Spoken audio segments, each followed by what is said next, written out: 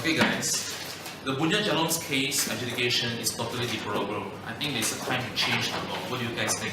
Sorry. So, what is the proposal in amending the shortcoming that has occurred in the case of Bunya Jalon? Well, the first amendment I'd like to propose is regard to the definition of rape itself in the Penal Code, specifically the actus reus or sexual intercourse. House Brave Law of Malaysia has defined sexual intercourse as the penetration of a penis into the vagina. It's further elaborated under section 375, where the slightest penetration is sufficient, and case law has decided that there is no requirement for there to be a tear in the hymen, or is there a requirement for evidence of semen. However, this definition is still limited and narrow as it only recognizes penile penetration. As demonstrated in the case of Bunya Jalon, the insertion of men's other body parts or object does not constitute rape, which even it may lead to greater physical injury, but still seen lesser than rape itself. And this shows the weakness of the Penal Code, which does not recognize the other forms of sexual violence. I submit that this is outdated, as this shows the importance of the criminal law 60 years ago, which was to protect women's virginity, and it should be amended to, according to current needs of society today, as to amend it to protect the sexual autonomy of the people. As Lord Constantine has stated, it's high time that the law caught up with the modern law. We should have a wider definition of rape, which not only just limit to penile penetration, but also should include oral or anal penetration to any degree of any parts of the victim's body. It should also include digital penetration, where it's the penetration of the vagina or anus by any object or insertion of any human body parts. If it were done for medical or any law purposes, it will not be a crime. The definition of rape also should extend to transgenders who have surgically constructed vagina in order for the law to adapt to the current needs of society, which is to be gender neutral to all. Thus, we need to emulate the amendments to the Penal Code, which is 2013 amendments, where section 375B covers objects and 375C covers finger. This shows that the insertion of the object itself should be treated as a principal offense rather than a secondary indecent assault. This could solve the injustice that occurred in the case of Bunya Jalon. It's important to widen the scope of actus reus of rape because in reality it's difficult for prosecutors to prove rape only by penile penetration, in which the doctors may not be able to verify due to the absence of sperm. So from what you have shared, I acknowledge that most of the victims are women in Malaysia. How about men? Are they equally protected under the Penal Code? Well, that is another flaw in the definition of the rape in Penal Code itself, right? It discounts the fact that men could be victims of rape itself. However, if we include men as a victim of rape under section 375, this would bring more confusion to the courts itself as to the application of law, as men are socially constructed to be physically reactive as compared to women who will stay silent and cry. This will harm the interests of women rape victims, and it should be known that rape is not a gender-neutral crime. However, this does not mean that the men should not get any protection from the law against rape. We should emulate the Singaporean jurisdiction in which man is not acknowledged as a victim of rape under section 375 sub 1, but they could be a victim of unlawful sexual penetration under section 376 of the Penal Code. This gives them much as protection in terms of sexual violence, as it carries the same penalty as rape itself. So based on my findings, there is no provision which specifically states about aggravated rape. Is that true? Well, although there's no specific term called aggravated rape in the Penal Code, it is said to be provided under section 376 sub 2 of the Penal Code, where the key word here is whoever commits rape shall be punished not less than 5 years and no more than 30 years, and shall be liable to whipping, which demonstrates a higher punishment if the rape is committed under those aggravated circumstances. I submit that there should be a term of aggravated rape mentioned in the Penal Code itself, as it is different from a simple rape case, as it involves extrinsic violence, multiple assailants, and rather an aggressive aspect of rape itself, which should be expressly stated in order to deter others from committing it, and make it known in the criminal justice system in Malaysia that it should be treated more different with its harsher punishment and stricter decisions as compared to a simple rape case. The first step is to either amend section 376 sub 2 to include the term aggravated rape, or create a specific provision of aggravated rape itself that includes the circumstances in section 376 sub 2. This is to mark the seriousness of committing aggravated rape as compared to rape itself, and set a proper distinction between rape and aggravated rape. The second step is to add more provision with the following circumstances. where the offender uses a weapon or threatens to use weapon on victim in committing rape when causing hurt to the victim or others, putting the victim in fear of death or hurt. Where the rape is committed by more than one person, offender use alcohol, drugs, or other substance to facilitate the offense of rape. Do you think that the penalty for rape is enough to prevent more cases from happening? Well, heavier penalties would not prevent the crime from happening because when the perpetrator commits the crime, he doesn't think of the law itself. He only thinks to get away with it. In order to improve this, we should provide mandatory rehabilitative counseling in which we rehabilitate the sex offenders to not reoffend again when they return to society. And this is done through counseling and treatment through the prison system and continuous in the community. Do you think is insufficient in the law of rape in the Penal Code? I think that the element of consent in rape is insufficiently defined in Section 375 of the Penal Code. Can you elaborate more on the consent? Sure. Human beings devise a set of complex messages to convey agreement of the lack of it. And it has been acknowledged in the UK's jurisdiction that the lack of consent is the key construction of most sexual offences. Consent means a positive concurrence of the will of the person. And if a person decides to consent into sexual activities voluntarily, he or she cannot complain about it once the incident has actually taken place. So why is the element of consent important in rape? Consent is important in rape because most of the rape cases are committed between the people that they know each other. Based on the testimony made by the Women's Aid Organisation of Malaysia, it states that the issue of consent is very often raised in rape trials. This is because 83% of the rape victims know the rapist. And the reason why consent is required in the law in the first place is to ensure that the sexual autonomy of a person is respected. Do you think consent is well explained in the Penal Code? Based on our observation, there is an absence of menstrual element of rape in the Penal Code, which is consent. The law is not clear enough in protecting women from the men who are reckless or did not take any reasonable steps to confirm that the woman has actually consented to have sex with. The absence of rape is the absence of consent. Just because a woman does not offer physical resistance does not mean that she is actually consenting to the sex, as evidenced in the case of Augustine Woon Jiang against public prosecutor. The definition of rape based on Section 375 is incompetent in defining consent, as it does not provide a clear definition of what consent actually means, but assumes that its meaning is clear and then refers to situations in which consent does not amount to consent. This leads to several semantically language problems. For example, Section 375C states that sexual intercourse takes place with the victim's consent when the consent has been obtained by putting her in fear of death or hurt. In fact, the law should reflect the reality. There is simply no consent in such cases. It is an absurdity to deduce that consent is acquired by putting the victim under the duress of fear of death or hurt. At most, the woman has submitted to sexual intercourse due to the duress. It is a distortion of the language to say that she consented, but in fact, the consent was not voluntarily given. The subsequent ambiguity regarding consent in the Penal Code is, pursuant to Section 375A and B, it states that a man who has sexual intercourse with a woman against her will or without consent is said to commit rape. The word will implies the faculty of reasoning power of mind that determines whether to do an act or not. There is a fine distinction between an act done against the will and an act done without her consent. Every act done against the will is obviously without the consent, but every act done without the consent is not actually against the will. In the Indian case of State of Uttar Pradesh against CHIA, the Supreme Court explained that the expression against the will would ordinarily mean that the intercourse was done by the man with a woman despite her resistance and opposition. The question arises, what is the main reason of the distinction between these two clauses, as it may look to have only a minor set of differences in the first place? It does not even help prosecution in proving what consent means. The subsequent issue is the mistake as to consent. Even if the prosecution has established that the accused sexually penetrated the victim and that she did not consent to such intercourse, the accused may still argue that he believed that she was consenting.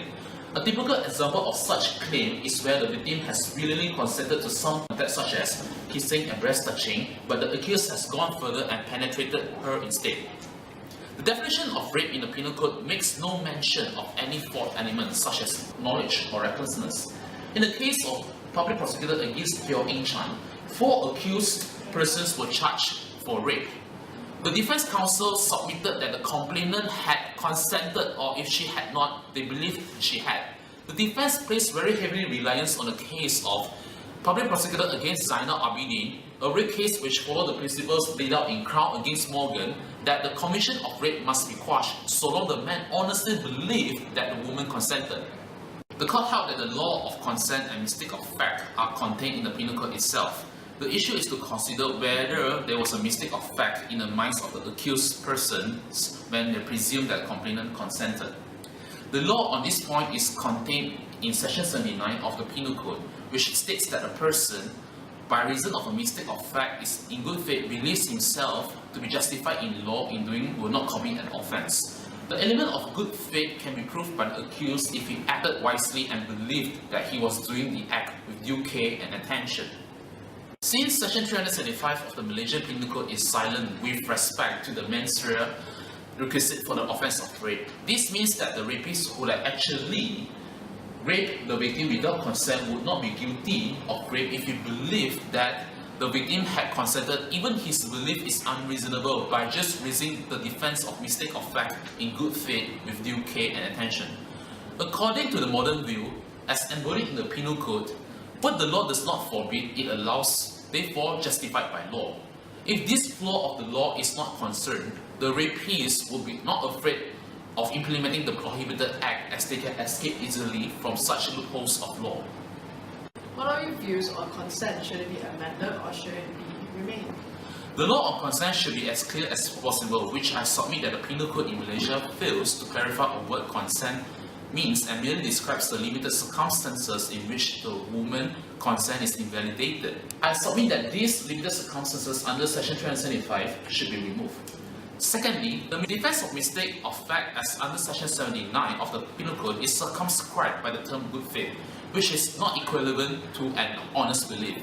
However, honestly a mistaken belief is held by the accused, if you fail the test of due care and caution as required by the Penal Code, the defence of mistake would be rejected.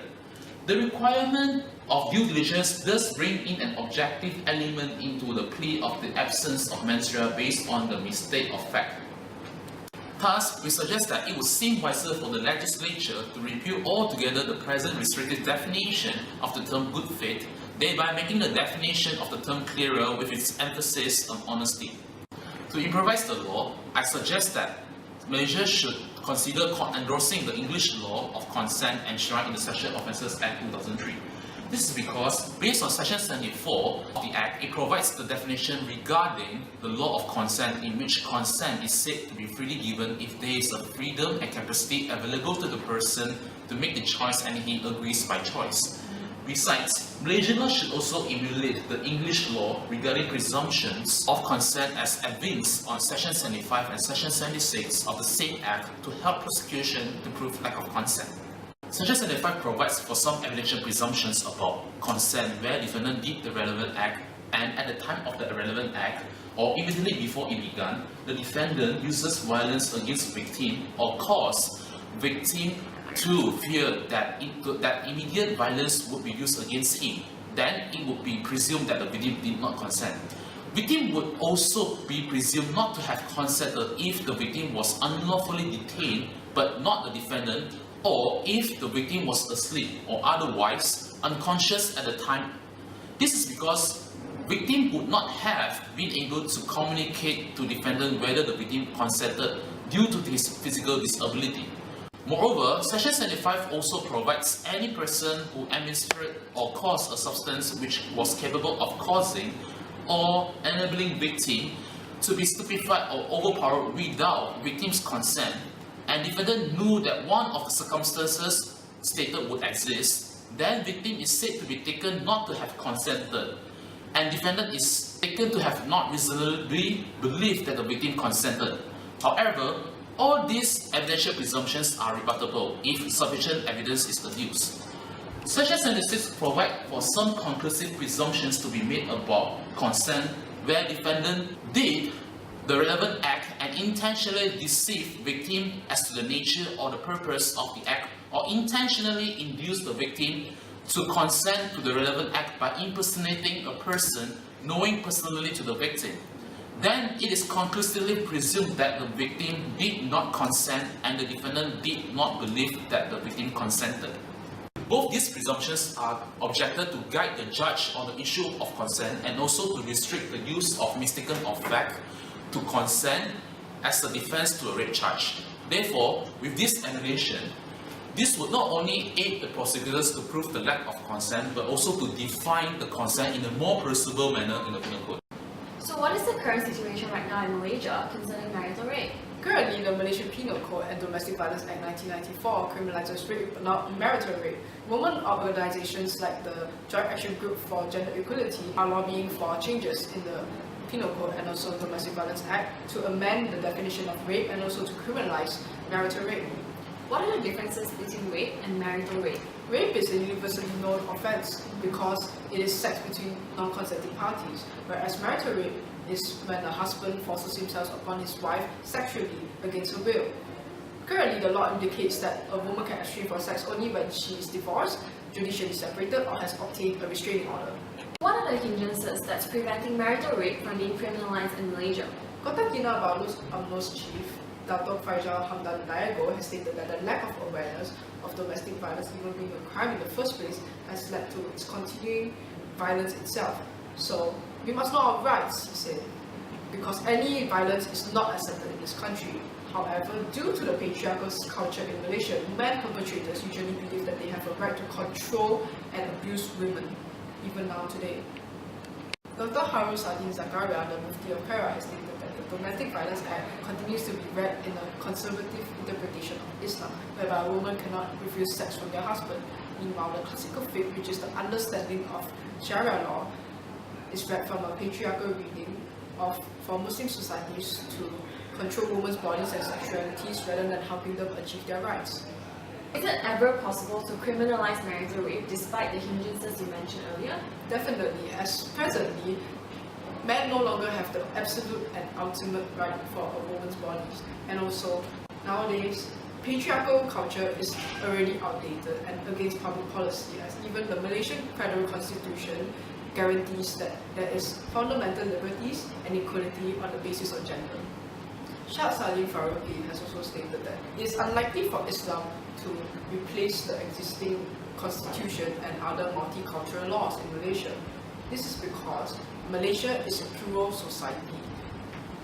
It's important to harmonize the existing Islamic laws with the current penal code, and I will be suggesting the amendments.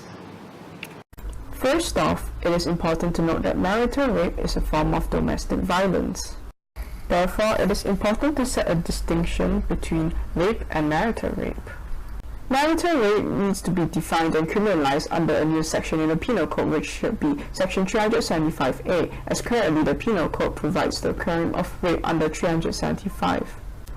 A husband can be said to commit marital rape when he has sexual intercourse with his wife against her will, without her matrimonial consent, with fear, death or injury, threats of physical violence, financial dependence on their husband, divorce, or fear for the safety and protection of their children or any other person who is involved.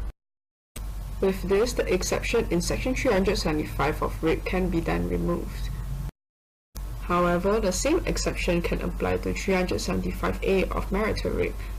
It includes marriage, which is valid under any Islamic written law.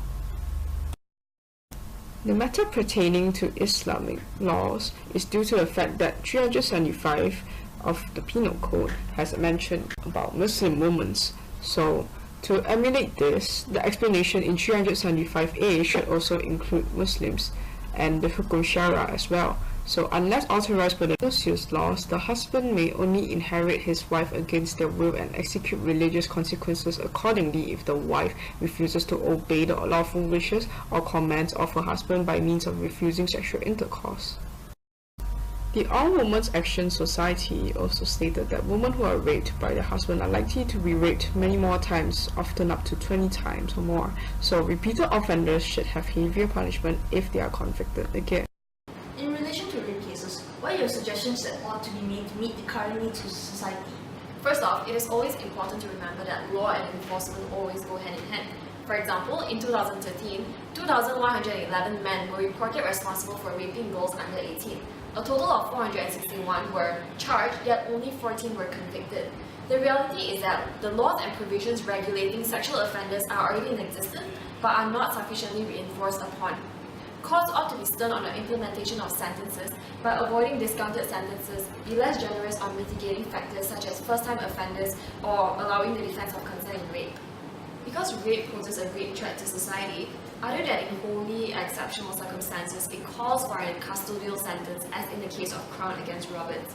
The enforcement process raised criticisms in the wake of the case of a former national youth bowler, Nur Afizal Azizan, who was bound over for good behavior for 5 years after he pleaded guilty for statutory rape of a minor. This discretion under Section 294 of the Criminal Procedure Code allows binding over in cases of first-time offenders, where the sentence is suspended for a period of time. However, we submit that the court should minimize this discretion, especially in cases of statutory rape. Custodial sentences must be imposed. Secondly, research shows that out of 10 rape cases, only 1 is reported and 9 go unreported. The reason behind why there are so many unreported rape cases is because the victim may feel re-victimized by the criminal justice system, where the trial process is strenuous and prolongs the victim's trauma episode. The Malaysian criminal justice system can emulate the Indian criminal justice system's introduction of the fast-track court for sexual assault cases as provided by Section 309 of the Indian Criminal Law Amendment Act 2013. It provides that, where there is a trial or inquiry relating to rape offence, it must be completed within 2 months. Another area that can be emulated from the Indian criminal justice system is enabling a woman rape victim statements to be recorded by a woman officer. Under Section 273 of the Indian Criminal Law Amendment Act 2013, it provides that when a woman is under the age of 18, the court may take appropriate measures to ensure that she is not confronted by the accused during cross-examination. The next proposed amendment concerns the deletion of Section 155, subsection B of the Evidence Act 1950, which allowed evidence that the complainant was of generally immoral character in rape trial.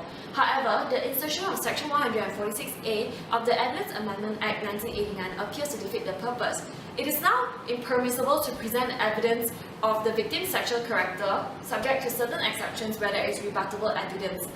The law should progress to emulate the Indian law, where the question of consent is an issue. The victim's sexual character shall not be relevant.